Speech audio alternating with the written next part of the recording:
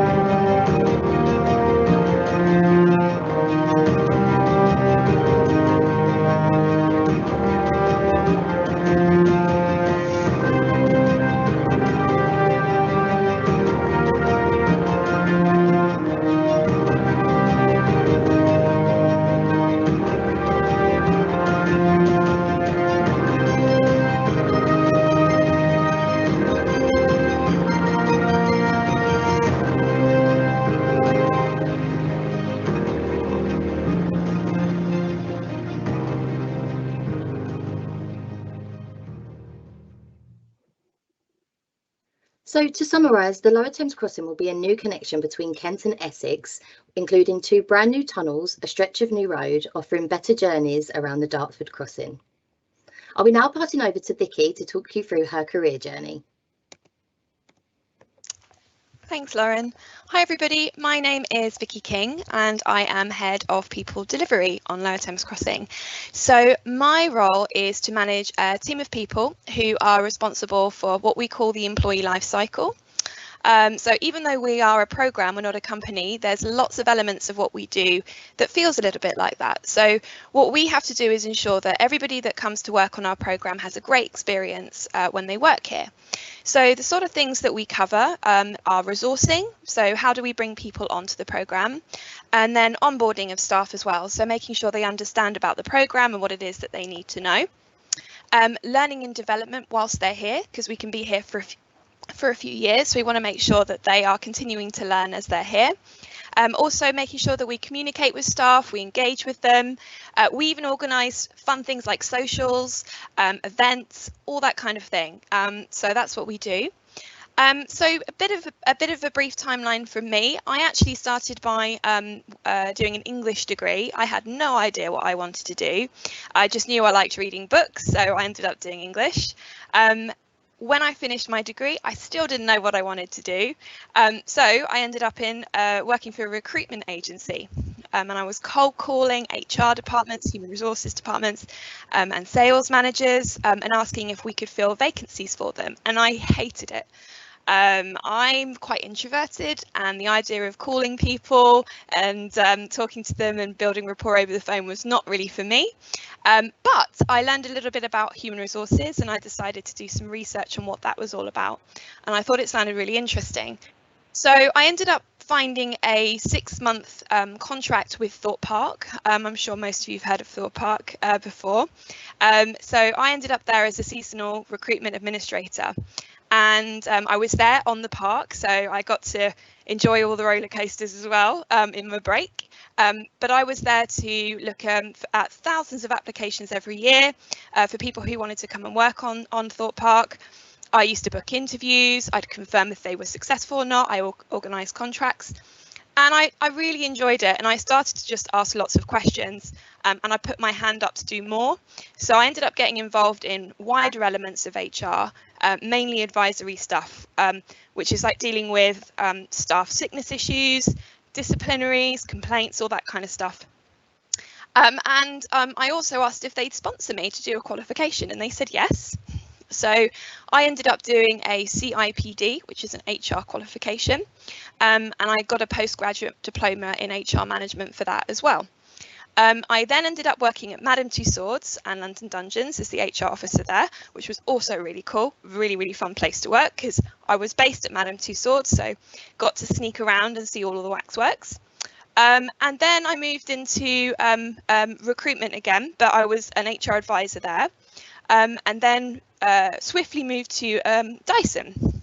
I'm sure a lot of you would have heard of Dyson as well. So Dyson are the vacuum cleaner company, and also hair products as they do now.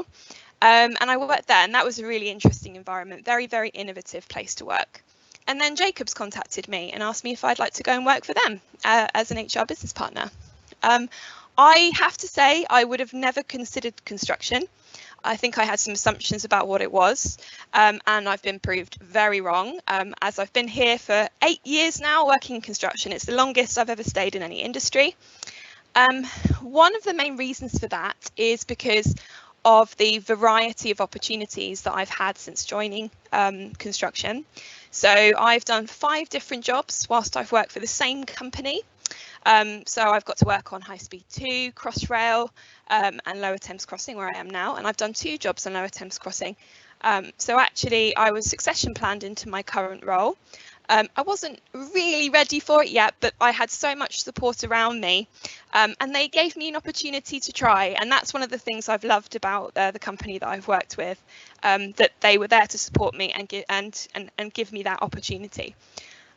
I've really found that putting my hand up has worked well, even though it's scary and I might be worried I can't do it all the time. I still give it a go, and that's led me to where I am now. And then finally, what do I enjoy the most about my role? At the moment, it's when I get to run team workshops. So we have something called Insights Discovery. So Insights is it's about behavioural testing, so almost a bit like a personality test. If you're interested in knowing a bit more about it, I would suggest you Google Insights Discovery or Carl Jung, Jung, and learn a little bit more about him. We use it as a tool for how we work together on the project. How do we communicate with each other in the best way? And that's always a really fun thing to do. So that's what I would enjoy the most. So that's a little bit about me. And now I'm going to pass to Mark Evans.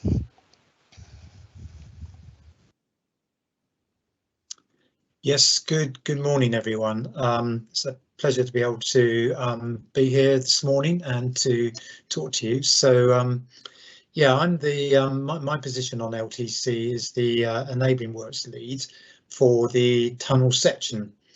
I work in the tunnels construction team, planning the early works that need to be done in the first year of the project construction programme to do all the things that are needed to allow the tunnel machines that you saw on that introduction to arrive and begin boring underneath the River Thames. And this involves coordinating with lots of specialists in the project team to create all the plans and the budgets to deliver things like new access roads. So we've got to put about 3 or 4 kilometres of roads in to be able to bring all the materials and the plant and equipment to site, and the new tunnel boring machines that will be floated into Tilbury docks and then brought up to the site and put together to start boring. There's a lot of interesting archaeological sites and ecology on the site as well, so we're very mindful of that, and we want to do our best there. And so we mitigate those things before we even put a spade in the ground to make sure that all those things are recorded and protected. And then we need a lot of power and water supplies for the tunnelling operation. Before I joined LTC, I had a long career working on many construction projects, but particularly in water utility, flood defence and rail projects in the UK and also abroad in the Middle East and Australia. In terms of my timeline, so I'm a civil engineer, and I'm actually sort of approaching retirement now, so I've had many years to reflect back on. But I left school with O levels, or the equivalent of GCEs now, and got a job locally as a trainee civil engineer building a big dam for a reservoir for angling water. And during that time I did day release to get an ordinary national certificate, which is the equivalent of A levels. And then I went on to do a sandwich course at Kingston Polytechnic, or Kingston University as it is now, to get a higher national diploma in civil engineering. After I left that, I went and worked on the construction of the Thames Barrier, which was a fabulous project to work on, and has saved London from being flooded many times before. And that's one of the great things about civil engineering. It really does bring massive benefits to society, which gives you that sort of feel-good factor.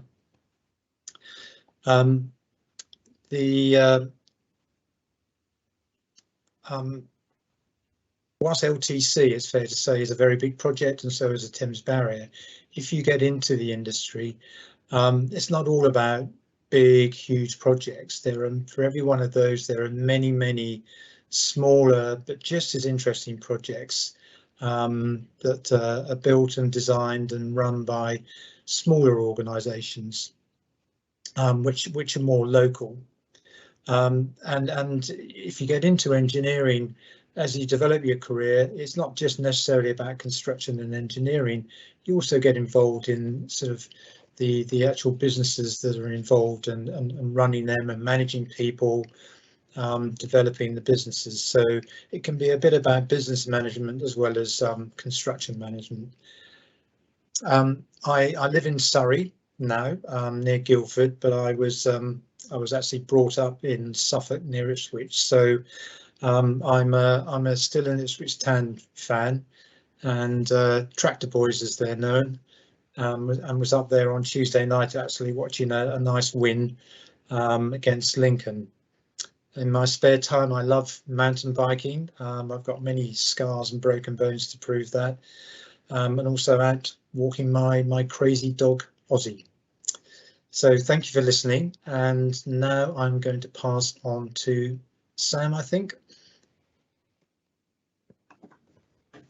Good morning, everybody. My name is Sam.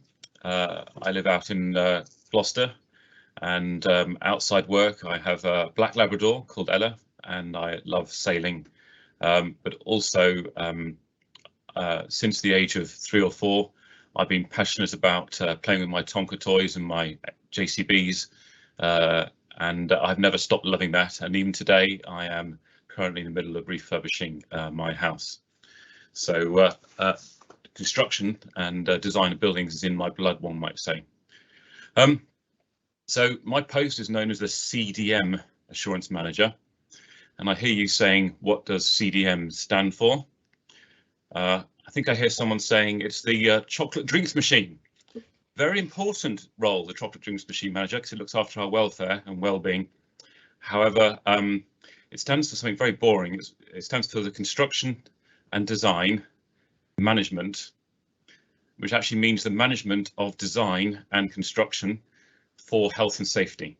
So my role basically is I help the project delivery teams manage health, safety and well-being for all design and construction aspects of the crossing. So how did I get here? Well, at school I studied physics, chemistry and biology, and that was so that I could go and be a doctor and earn lots of money and then refurbish houses. I didn't actually want to be a doctor. I always wanted to be in the construction trade. While I was in school, I joined the cadet force, and I loved doing the Duke of Edinburgh Awards and that sort of stuff. So I naturally stepped into the role in the army, and the army offered this corps called the Royal Engineers. So I thought I could do construction and running around up hills, playing with guns, and I thought, what a wonderful combination.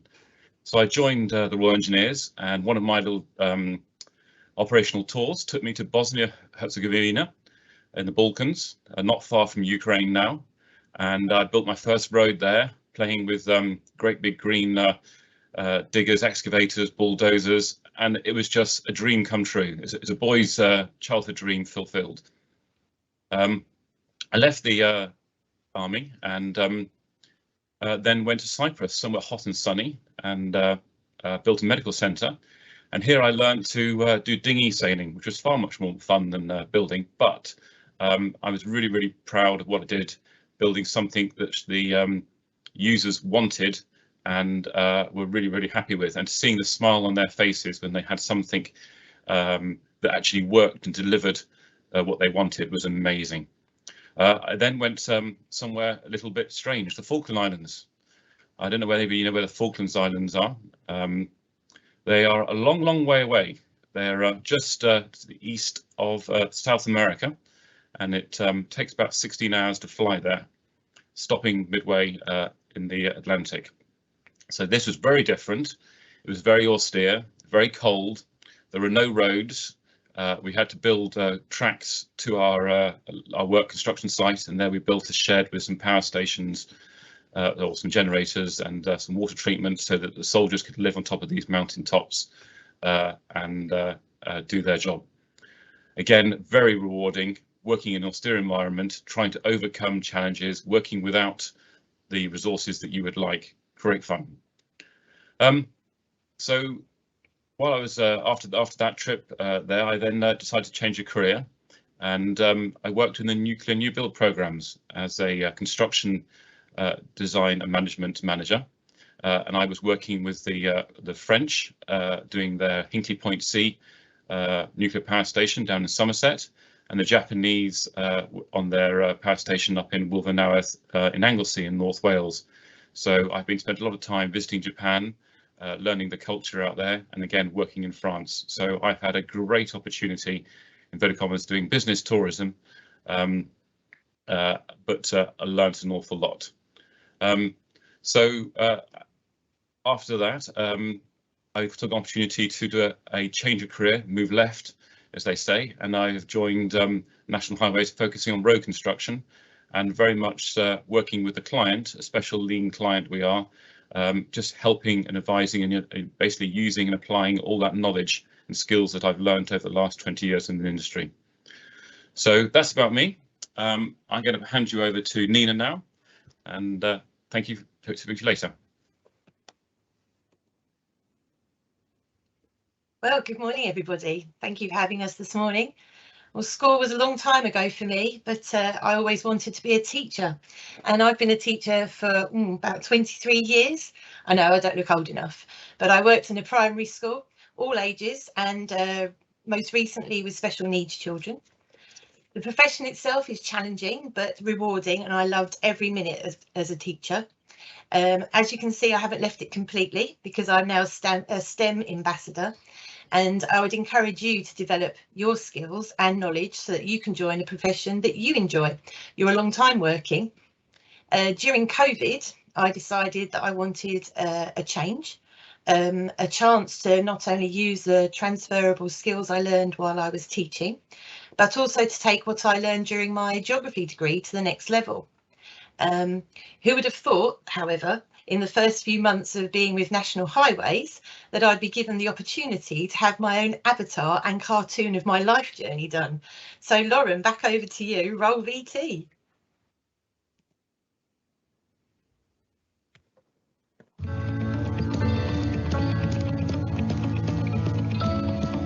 Hi, I'm Nina, and I'm a project manager apprentice working on the Lower Thames Crossing. Unlike most of my peers, I actually started this apprenticeship after a 20-year career as a teacher. I always knew I wanted to be a teacher. As a child, I would play schools in my bedroom with my teddies and my younger brother, being the teacher writing on my blackboard, listening to him read. Jumping forward in time to completing my geography degree, I went straight into teaching in the classroom. Those 20 years soon flew by, which is when I started to feel restless. COVID hit and I began to reassess the values in my life, including the satisfaction I was no longer feeling at work.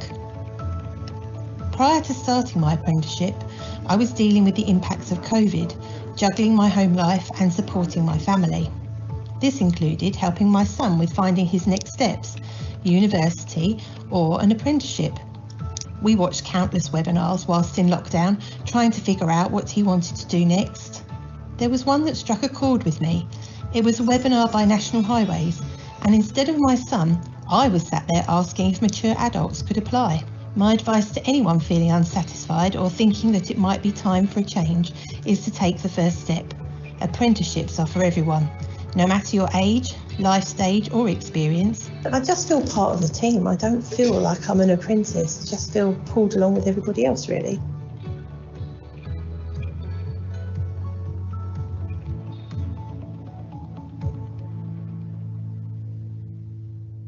Thank you, Lauren. So what am I doing now? Well, as the VT showed, I'm a project manager apprentice, so I've gone back to school because learning is lifelong. Don't just think it's when you're at school. You go on learning new skills all your life, and you rely on what you learned in school as well, believe it or not. I've been working in the risk team from September to Christmas of last year, looking at the potential risks that the project can encounter and finding opportunities to mitigate some of them. I've recently just moved after Christmas onto project controls team, and I'm now learning new IT skills to be able to break down all the elements of work that will happen when the main works contractors come on board, and working out time durations, which come first, and if they don't happen, what the impacts on the work that happens later will be.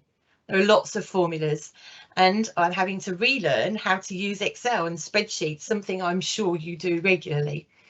I've had to also learn how to use or create a Gantt chart, G-A-N-T, look that up afterwards. Very, very interesting. However, I've also had the privilege of working on many other areas of the project. Just like Vicky was saying earlier, there's opportunities and many different roles.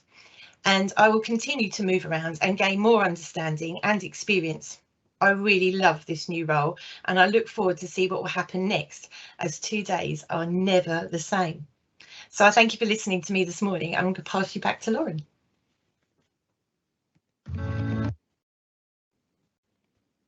Thank you, Nina.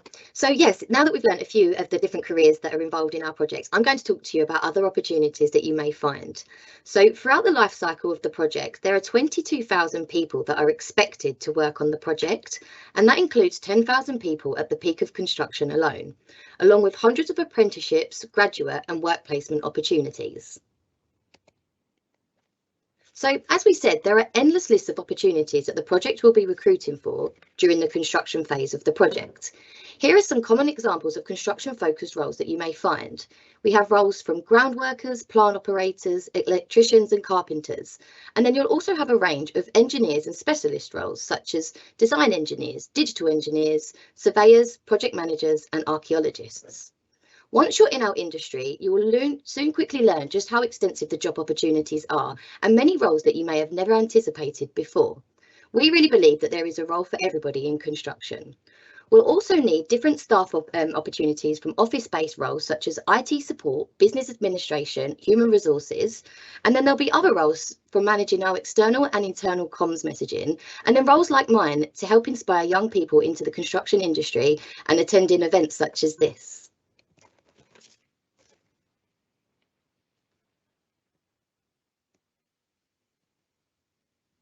So I've been talking to you about what's to come during the construction phase. However, that's not to say that we won't have any opportunities sooner.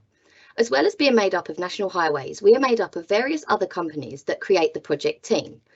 As we progress into the construction phase, we'll have a sole place where you'll be able to find all of our opportunities. But in the meantime, please keep up to date with our website, our social media pages, and please keep your eye out for our parent companies to see any opportunities that may be coming available there.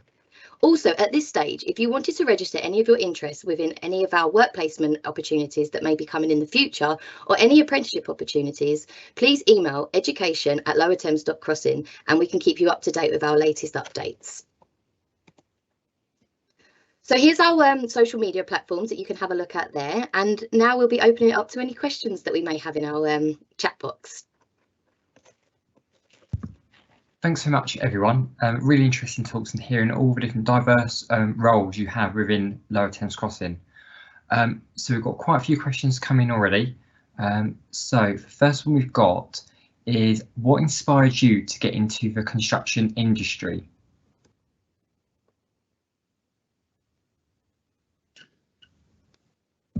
Use that question too. I mean, I can say for myself, I think I said in my talk, from a very young age, I love playing with Lego. I love playing with my Tonka toys. I was out in the garden digging mud, playing mud pies with all my toys, and it has never stopped from there. So it's almost like it's in my blood. And it was just about trying to find out how to get in there. So it was just a love for construction. I used to watch the builders work when I used to walk down the road. And because of that, that's what inspired me. I'm happy to share my reason as well, because it's a different angle, because I'd never considered construction. For me, it was about the people I met when I was first approached about the opportunity. So when I was sent the vacancy, I looked at the job description. I thought, oh, I haven't done that. I haven't done that. I haven't done that. Oh, goodness me. And when I spoke to the recruiter about it, she said, oh, don't worry about that. That's fine. So long as you've got the core pieces there, we can help you with the rest, which I thought was so refreshing. And then everybody I met during my interviewing process was just so open and kind and nice. And I just thought, this looks like a great place to be. So for me, it was about the people that I met along my journey when I got involved.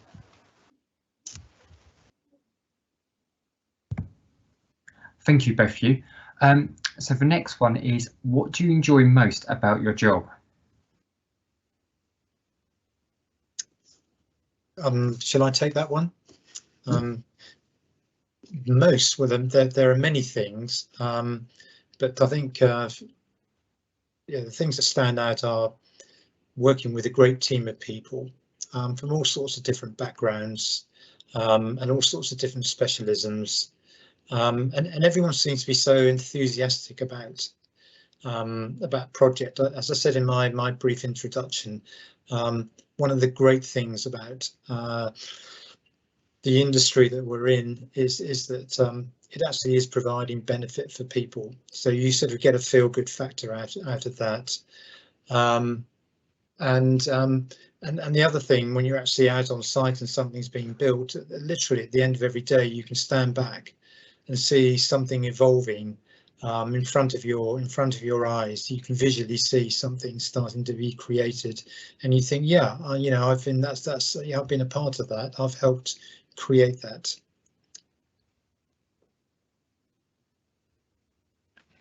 Thank you, Mark. Oh, sorry. Oh, sorry, James. I was just going to say, I think for me, it's that moving my knowledge of my geography that I learned at school and through to degree. So things like topography, things like rivers, oxbow lakes, thinking about plate tectonics, which was what I was really keen on, and then coming into construction and still using those skills because we do things like trial trenches, we look at archaeology, we look at ecology as well, and obviously we're looking at putting a tunnel under the river, so that uses a lot of my knowledge as well, and looking at different soil layers. All those things I really loved at school because geography was my thing. So coming into this environment, I'm just able to be enthusiastic, like Mark says, about all areas of my job, and there's such a huge variety of things that I do in a day that it's just very different. Thank you, Nina. The next question we got is, what skills are important to have to work in the construction industry? Can I answer this one first and then hand over to Vicky second to add to it? But the answer is that all the skills that people have are all welcome in the construction industry. There's no particular skill that's required. But what I'd like to do is just to highlight some of the skills that are important in the area that I work in. So if you're working as a plant operator, you obviously need to be able to drive. If you're any good at playing computer games, then computer gaming is also very good at being able to operate plants and cranes, because a lot of it's very digital nowadays. If you enjoy being on computers and drawing, you can then become draftsman. We have, as you've seen, we had a fly through the model on the video. That was all created by people who have skills at working with computers. One of the important things is to be able to have a skill of spatial awareness.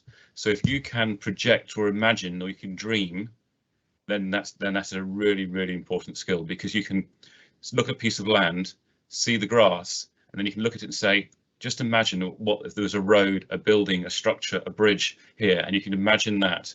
That is a really important skill, to have vision. Okay, Vicky. Great answer, Sam, and I completely support that. You can, all skills are going to be useful in the construction industry generally, and I think it's if you start to get a sense of the area that you're interested in, then there'll be lots of information out there about the specific skills that you may want to look at. From my view, as somebody who looks at an awful lot of CVs and interviews, for me, I think when you're starting out, it is really important that you look to get some work experience. So get out there. It doesn't really matter what you do, actually. It's just getting out there and starting to work. For me, that shows the right attitude that you're getting out there and starting to build that up. Volunteering is great as well. So getting involved and doing volunteering work is brilliant for your CVs. And then the other thing is being curious, asking questions, wanting to get involved, willing to try new things. And there's something we talk about a lot, which is called the growth mindset. So what that means is that you're okay about making mistakes. If you make a mistake, that's all right, and you learn from that mistake, and then you grow. So it's not being frightened of that, and it's about having that continuous learning approach. That's brilliant. We love to work with people like that. It means they're open-minded and they're willing to learn and develop. A lot of the skills that you need, we will give to you. So that was what happened to me. As I said, I didn't have everything I needed on the job description, but I had people around me who were willing to help me learn and grow. It was about my attitude, and I had some basic experience there that I needed. But yeah, so for me, it's understanding the kind of area you'd like to go to, do some research, but just because you don't have everything doesn't mean that you wouldn't be considered. A lot of it is about how you come across and being open and curious. Thank you very much. We've got some other questions coming from some schools as well. So we've got what might be for Lauren to answer. How can students and young people get involved with Lower Thames Crossing, first of all? We've got many ways that you can get involved. On our website, we have some school resources with some really cool games that we've been developed by Minecraft. The Minecraft games got redeveloped into 2 games, one around the tunnel, one around speed safety. So that gives you a bit more of an insight of how the tunnel in programme and the road signs work. However, there's other many ways that we can get involved with your school. We can come onto your schools and deliver presentations, as today. We can come and do STEM activities. And as I said, if there's future opportunities that you'd be interested in learning about, please reach out to the education inbox and we can share all of our up-to-date vacancies and opportunities that will be coming in the future. Thank you, Lauren. And the other question from them, a same person, is there opportunity for site visits? At the moment, where we're still in the planning stage of the project, there isn't any site visits taking place at this present time. However, in the future, when the construction phase starts, there will definitely be more opportunities for schools to come to the sites to get a bit more of an understanding of what takes place in projects like ours. Thank you. And we've got another question, is there any engineering degree apprentice where you can apply after A-level? There will be. Again, we are still in a bit of a funny phase of our programme where we've not started the construction work. A lot of our roles and vacancies will be starting then. If all goes well, the construction should be starting in 2024. So you've got a bit of time to get your A-levels, and then hopefully by that time we'll have the vacancies ready for you guys to apply. So please keep up to date with our website, and that's where you'll hear all of the latest updates with upcoming vacancies. Thank you. And just want to say a massive thank you to Lauren, Nina, Sam, Victoria and Mark join us today for this week's National Careers Week. I hope you enjoyed the talk, and yes, please look at lowerthamescrossing.org.uk and lots of activities on there and teacher resources. Thanks once again for everyone joining us, and we hope you have a great day.